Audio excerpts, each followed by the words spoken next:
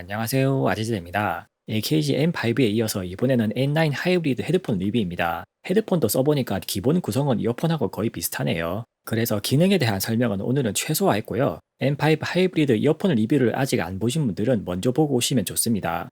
성능에 대해 설명드리기 전에 N9은 도저히 못 참고 좀 지적할 게 두 가지 있네요. 저뿐만이 아니라 다른 실제 유저분들도 다들 지적하시는 문제들이 있는데요.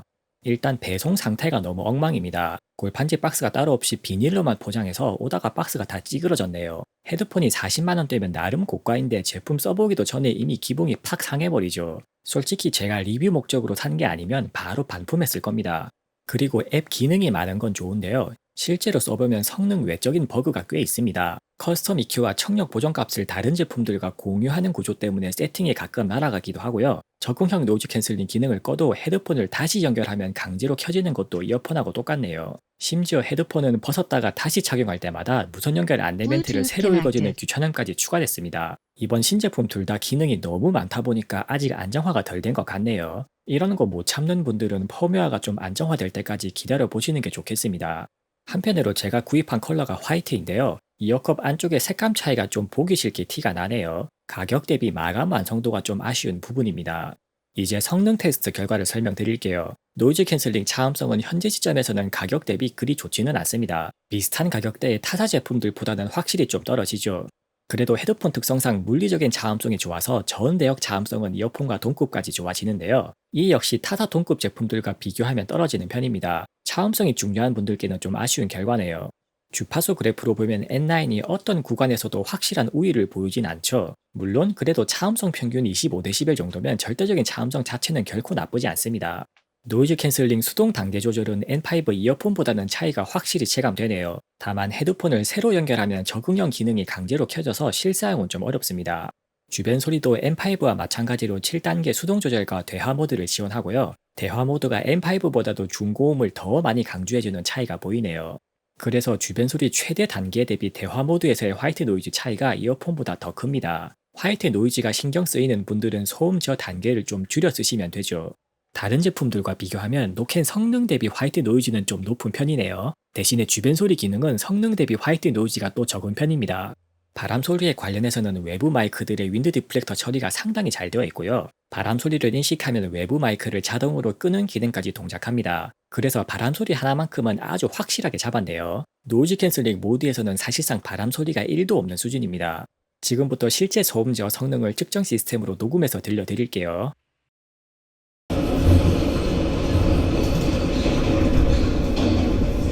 J3 Petrus. Transfer is available to lane A, C, and R train.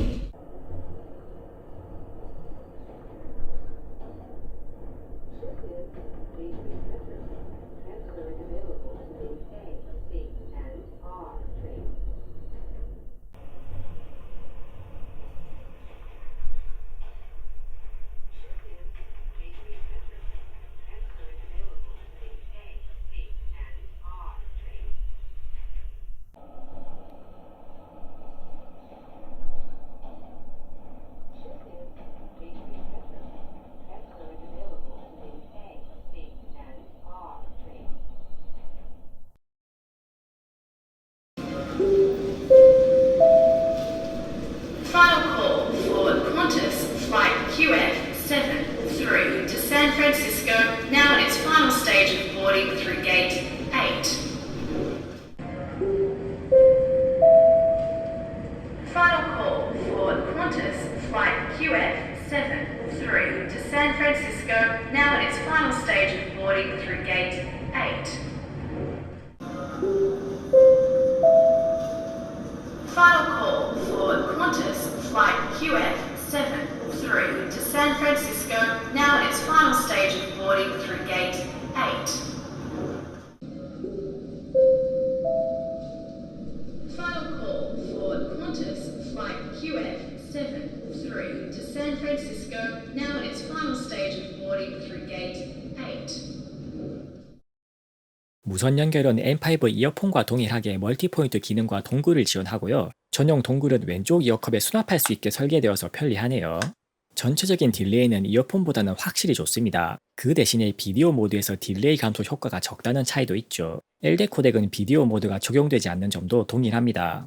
전용 동굴의 평균적인 딜레이는 이어폰과 비슷하고요. LE 오디오의 저지연이라는 기술적인 장점을 잘 살리지 못하는 점이 좀 아쉽습니다. 무선 신호 강도는 무난하게 괜찮고요. 실제 테스트에서도 끊김은 특별히 문제가 없었습니다.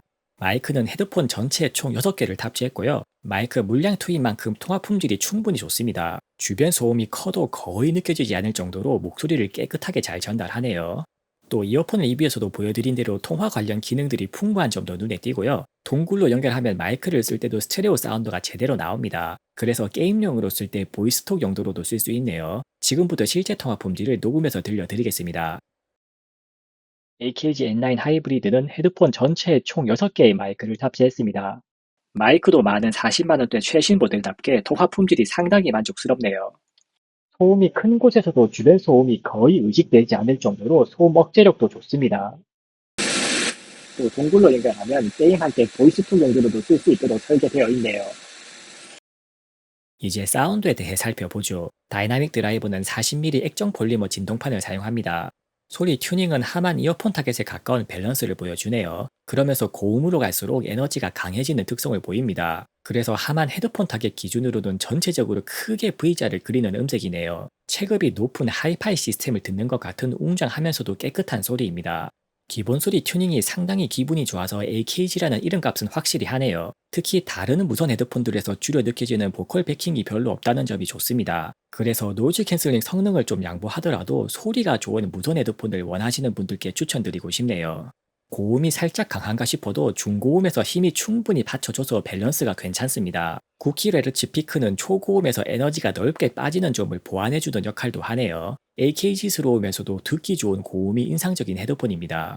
비선형 왜곡도 상당히 깨끗하게 잘 억제되어 있네요. 전체적으로 왜곡이 귀로 전혀 느껴지지 않을 만큼 음질이 좋습니다.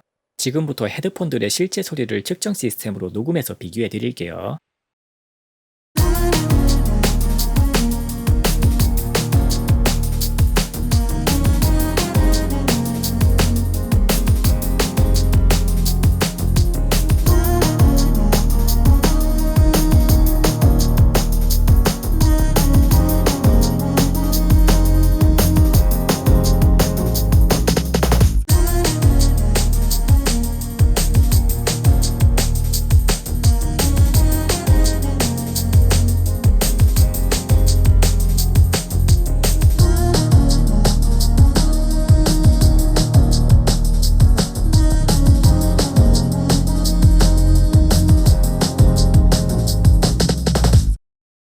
On and on, I feel this way ever since you fallen from the sky.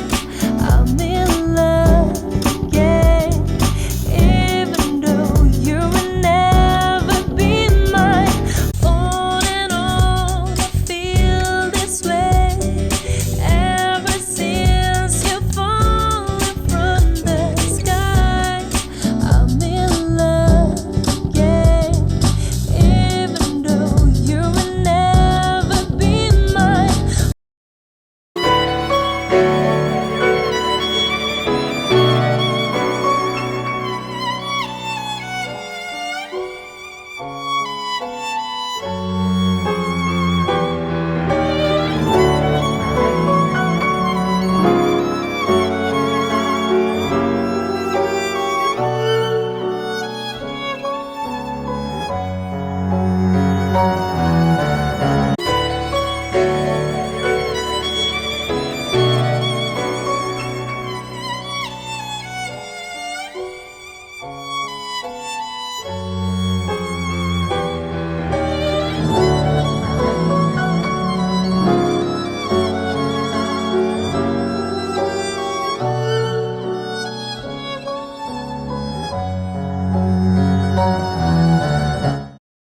이제 N9 하이브리드의 음질 특성에 대해 좀 더 자세히 설명드릴게요. 소음 제어 모드에 따른 소리 차이는 확실히 큽니다. 노이즈 캔슬링을 켰을 때만 적응형 EQ가 적용돼서 원래 의도된 소리 튜닝이 나오고요. 주변 소리 모드나 소음 제어 기능을 아예 껐을 때는 저음이 좀 과하게 치고 올라옵니다.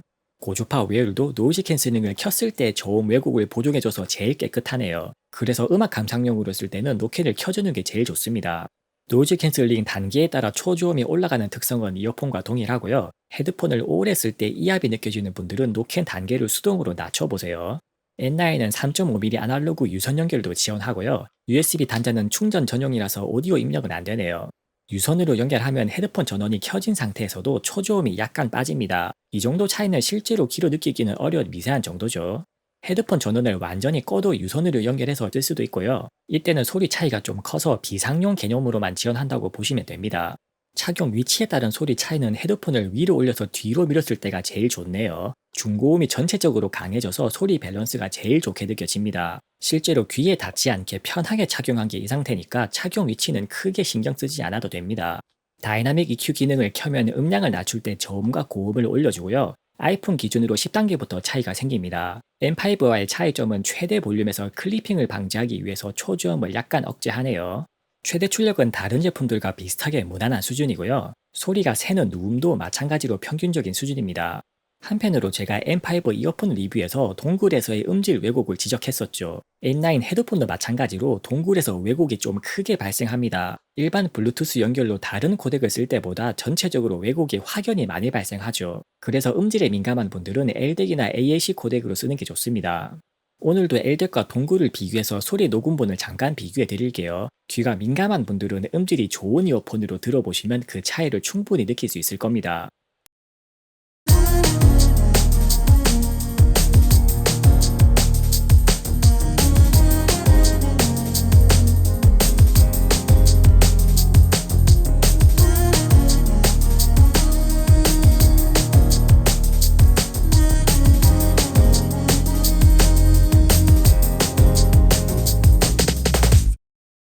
이퀄라이저와 공간 음향 기능은 M5 이어폰과 동일합니다. 이퀄라이저는 M5와는 다르게 EQ가 꺼진 상태가 기본값이네요.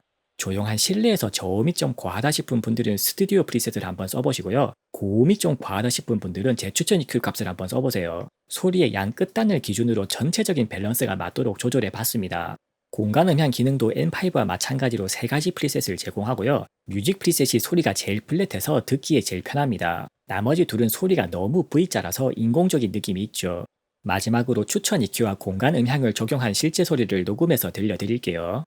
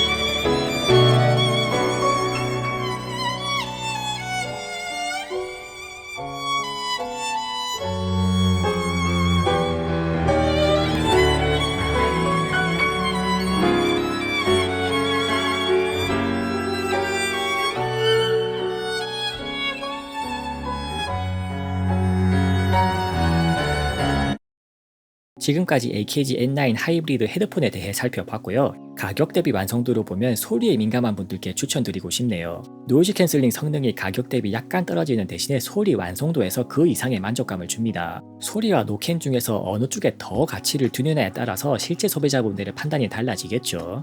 한편으로는 M5 이어폰 리뷰 때도 지적했지만 동굴이 좋으면서도 아쉽습니다. 동굴의 편의성이나 딜레이 감소 효과는 좋지만 LE 오디오와 LC3 플러스 코덱의 장점을 제대로 살리지는 못했죠. 그래서 동굴을 메인으로 쓰기보다는 게임할 때 쓰는 부가기능 개념으로 생각하시는 게 좋겠네요.